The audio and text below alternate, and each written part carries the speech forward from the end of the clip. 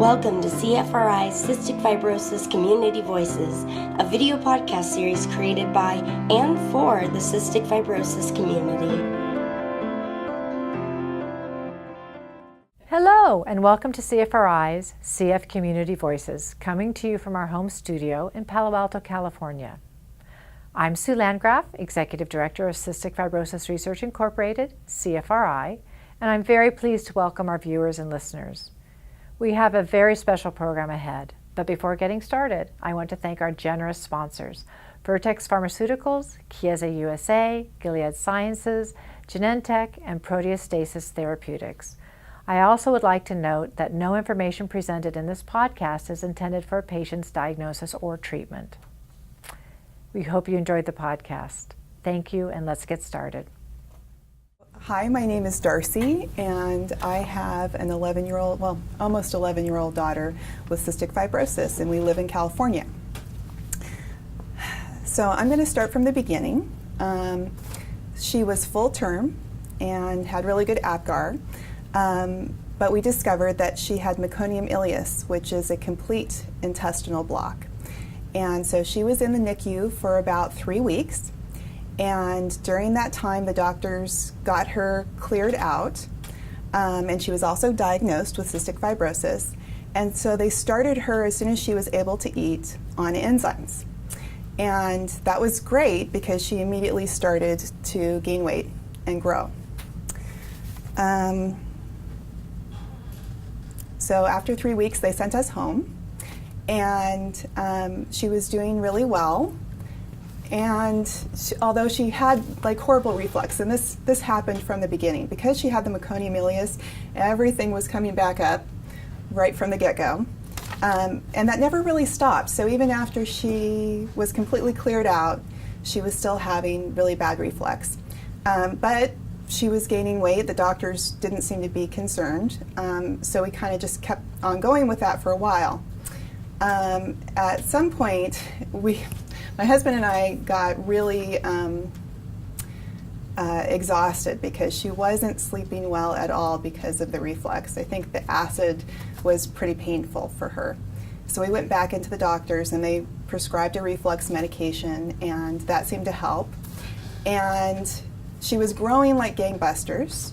So if you take a look, at 3 months, she was a very healthy, like nice rosy-cheeked baby, really great weight gain. The doctors were really pleased, and we were really pleased. And then somewhere a little bit after 3 months, her weight just leveled off, and then even started to just kind of flatline. And the doctors grew concerned. We grew concerned. We started trying to get her to take formula in addition to my breast milk. We tried to, I pumped my milk, and then we added formula into it and tried to boost up those calories.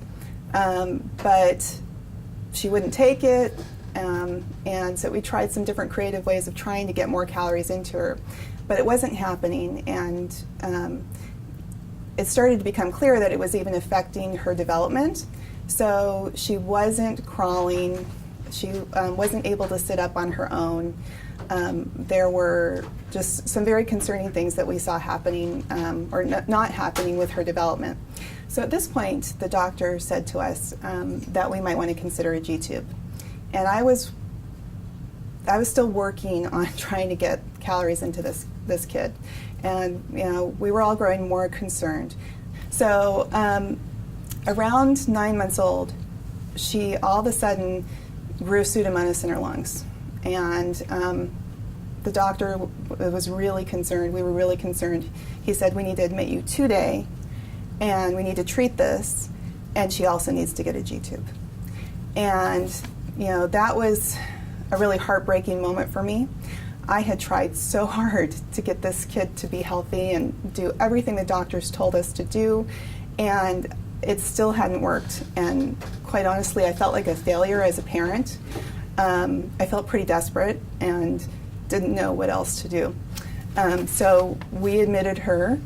We got the G-tube, and at that point, I wasn't even sure what to expect, I was hoping that what the doctor said would be true, that it would help her. I was amazed at her recovery.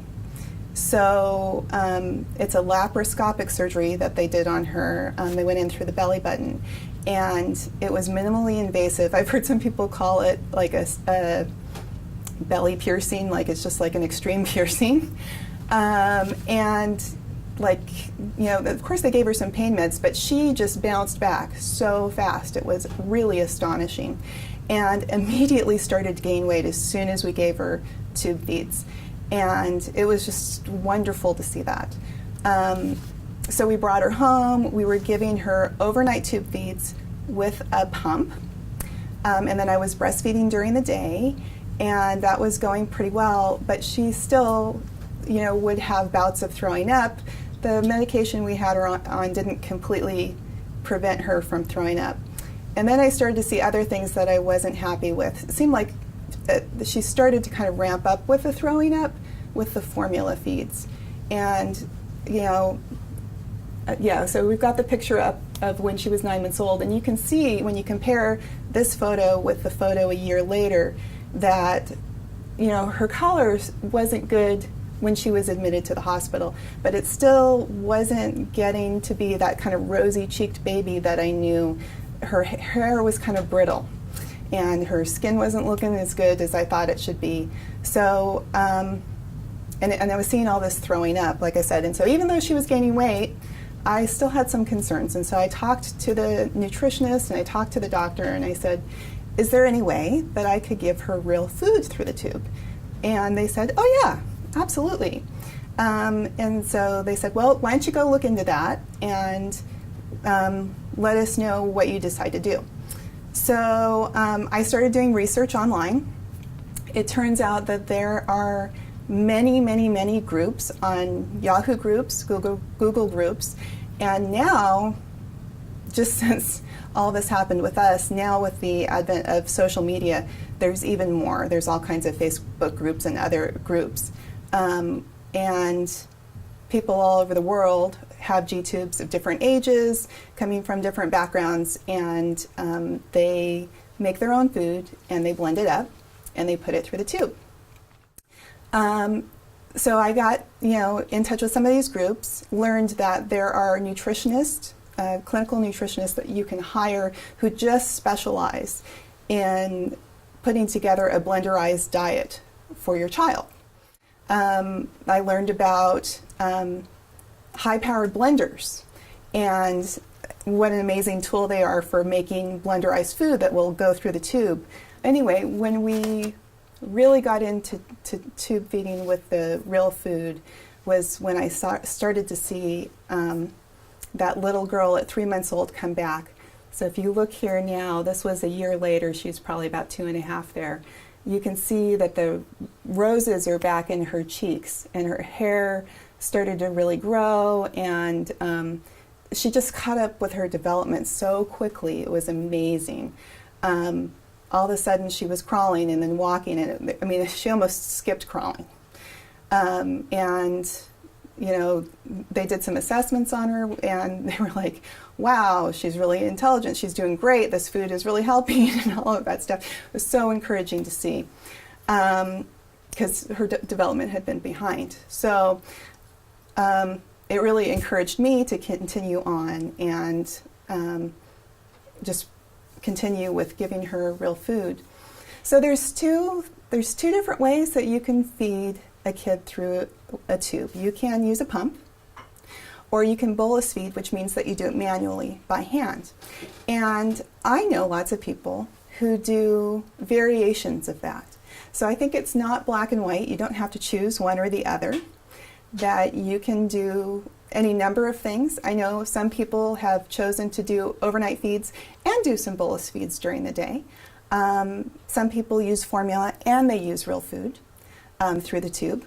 So I love that. I'm a creative person, and I think, you know, creative solutions are wonderful, especially when you have a challenging disease like this.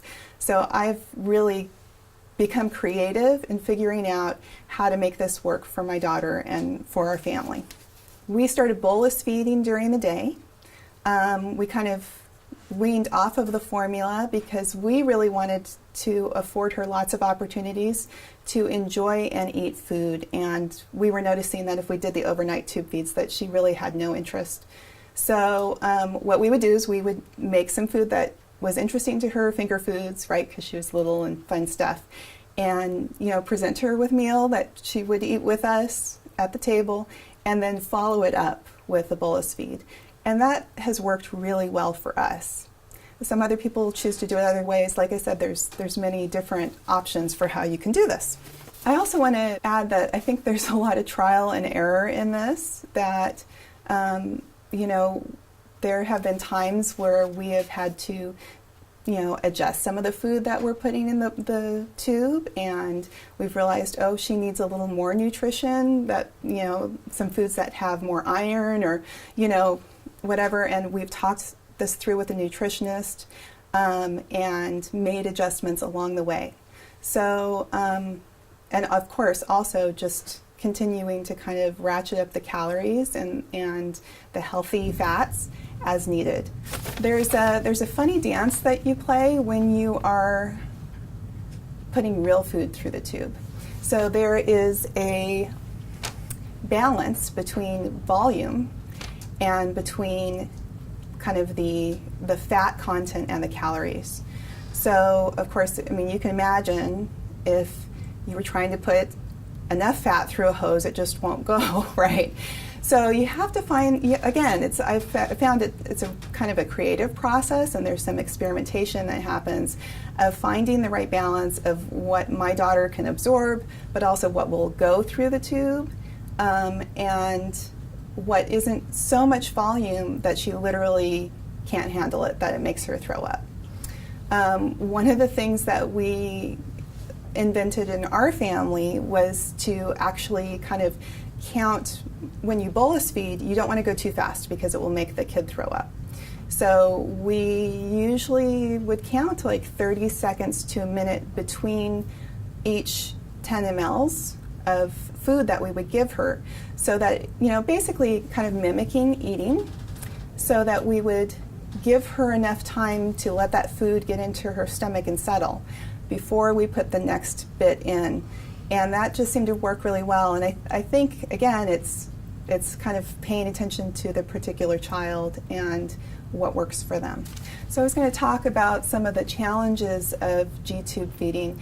And, this is just my personal experience. So I realize that there's probably a much larger list than this. But these were just some of the things that I was thinking about. So some of the challenges can be administering tube feeds at school.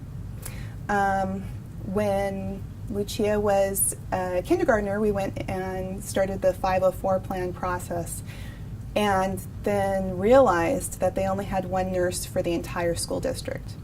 And they could not explain to me how they were going to give her G-tube feeds. She gets fed 5 times a day. So, these are all considerations, and again, we found a creative solution, but these have been challenges. There can be a social stigma for some people. Lucia mostly doesn't care what other people think, and I'm so proud of her. But I know that's not always the case, and actually it's not always the case for her, The thing that really gets her mostly is when people talk like she's not there. They come up and they ask questions about the G-tube and what we're doing, how we're feeding her, and they talk to me and they say, why does she have that and what's wrong? Instead of directing it to her. And so we found that a really healthy way for us to handle that is to direct the questions to Lucia. And so when people ask Lucia, then she can decide herself if she wants to answer the question or not. Sometimes I'll phrase it like, oh, Lucia, they want to know about your G-tube. Would you like to talk about that right now? And sometimes she'll decide, yeah, I'm happy and I'd like to talk about that right now. And other times she doesn't feel comfortable, and that's okay. So, continuing on with challenges. Some kids may not be as interested in eating when they're full, and we've gone through that. Sometimes Lucia is really interested, and sometimes she's not. Another challenge can be changing the G-tube every 3 months. Our clinic gave us the choice of having the G-tube changed there or learning how to do it ourselves.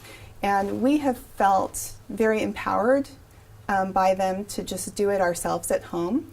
And that has been fantastic. Anytime we don't have to make another trip, we appreciate that. And I think, long term, this is going to empower Lucia to do it herself. And I love that. In very rare instances, the G-tube can pop out. We only had that happen once, and it was our fault, frankly. So she was an infant, and she was hooked up to the G-tube pump, and it was the middle of the night, and the cord, the little bit that was coming from the pump down to her, got caught in the crib door, and it yanked it out of her body. It was horrible. So we had to run to the emergency room. But it's so rare. I got to tell you that it's really not a fear or a concern of mine, because since then, and since we know how to handle it, it has never come out. I do want to also say that G-tubes are not a panacea. I think that there is work involved in G-tube feeds, and just like regular feeding, right? We're all trying to get more calories into our kids, and it's a challenge. And we still need to do all of our treatment plans. So the G-tube feeding is just one aspect. There's exercise and following the breathing treatment regimen and all of the different medications and the things that we do to keep her healthy.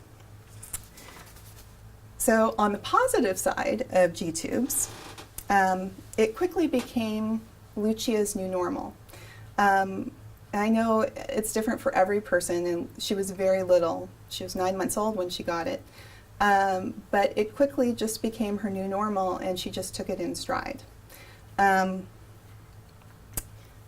because she had it in preschool, it was a really wonderful time to have that, because preschoolers are curious and they are non-judgmental.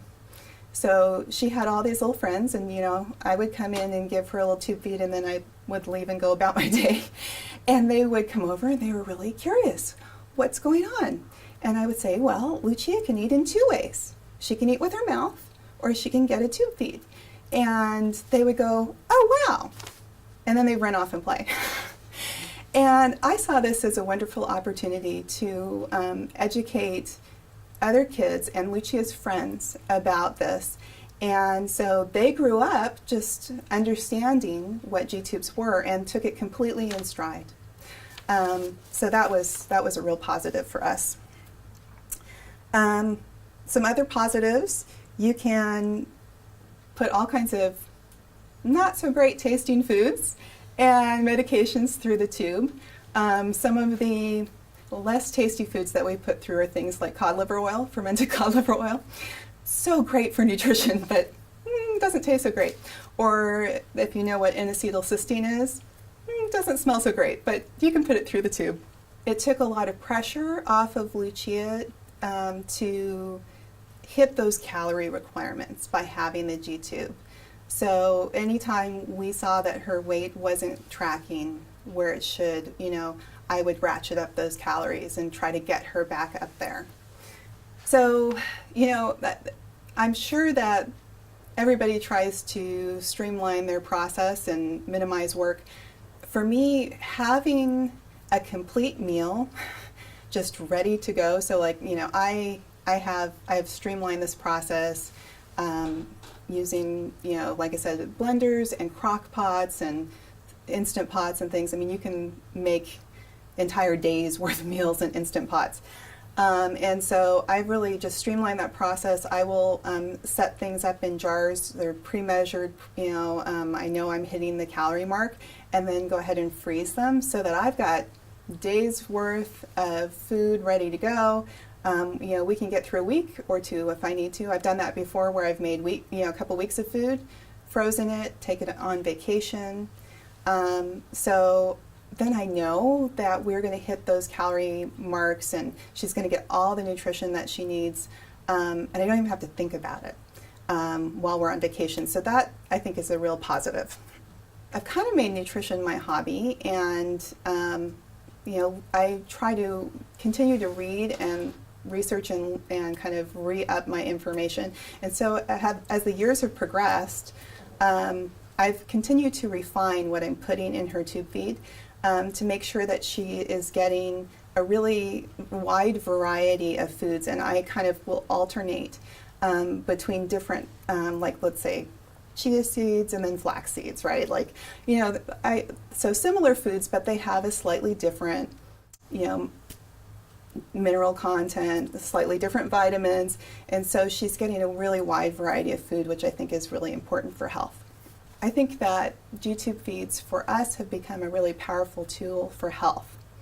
So, kind of like I said before, it's not a perfect solution. However, it has become this powerful tool, and so whenever I've seen Lucia not gaining enough weight, when it seems like maybe she's battling an illness, I have bumped up the calories, bumped up the nutrition, so that her body can adequately fight off any infection and kind of stay on track. We really try to keep her at the BMI that's recommended.